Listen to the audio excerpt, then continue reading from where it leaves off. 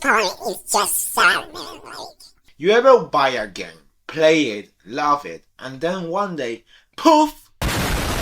Gone. Straight gone. Like your ex who swore we are forever, but blocked you after 2 texts. That's not heartbreak. That's corporate game shutdown syndrome.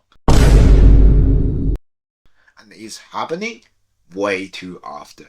And that's why today, we are talking about why publishers are killing games you paid for, how they are getting away with it, and why gamers are rallying behind a simple, angry slogan. Stop killing the games. Okay, what's actually happening? Here's the deal. Over the past few years, more and more games, especially online-only ones, have been shut down. Not just flops, I'm talking about well-loved, full-price games with big communities. Like for example, The Crew from Ubisoft, shut down in 2024. Battleborn 2K straight deleted from existence like it never happened. Mirror's Edge Catalyst delisted without warning. EA shutting down all FIFA games and removing them from libraries. What does this mean?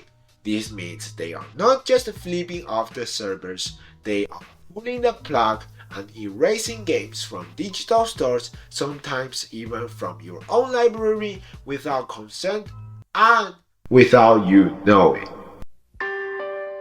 You've heard it from your parents, your teachers, your friends. You've heard it all your life. Stop doing that. Stop doing that. Stop doing that. Stop doing that. Stop doing that. But in spite of it all, you've never really been able to stop doing that.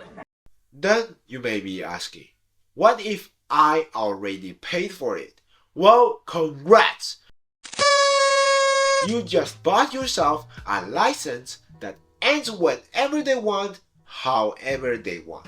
You don't own the game itself, just the right to play it. So if the game gets terminated or the company goes bankrupt, you lose the access to the game.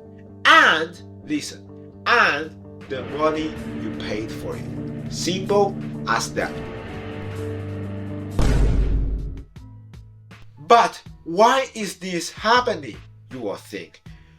Maybe the servers are getting too expensive, or there weren't enough players. And yeah, sometimes that's part of it. But let's be real, it's mostly about control and cutting losses. Big publishers don't want to maintain a game that's not bringing in monthly money, especially if it doesn't have microtransactions anymore. And heaven forbid someone plays an old game instead of buying their new $70 live service grind fest.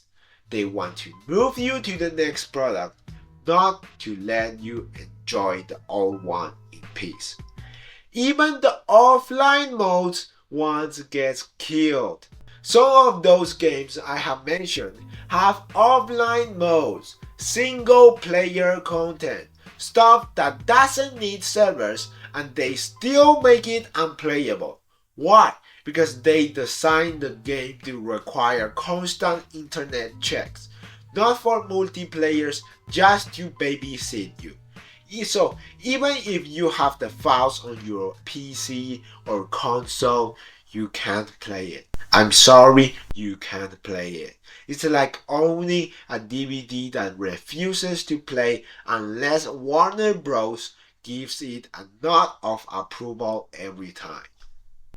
But wait! Wait!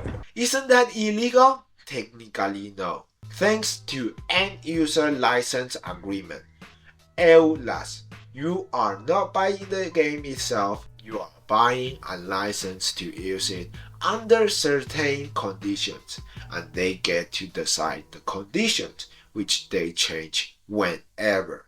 Try fighting that in court. It's like arguing with your microwave about rent. Spoiler alert, you lose. And now you will think there will be some kind of law that says, hey, at least make it possible to keep the game playable somehow.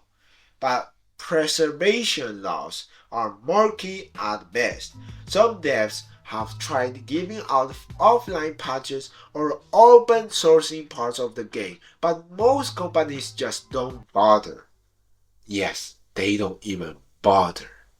And when fans try to reverse engineer or revive the game, they get hit with DMCA takedowns. So we are in this timeline where games are treated like rented movie, except movie don't disappear off your hardware if Netflix gets bored.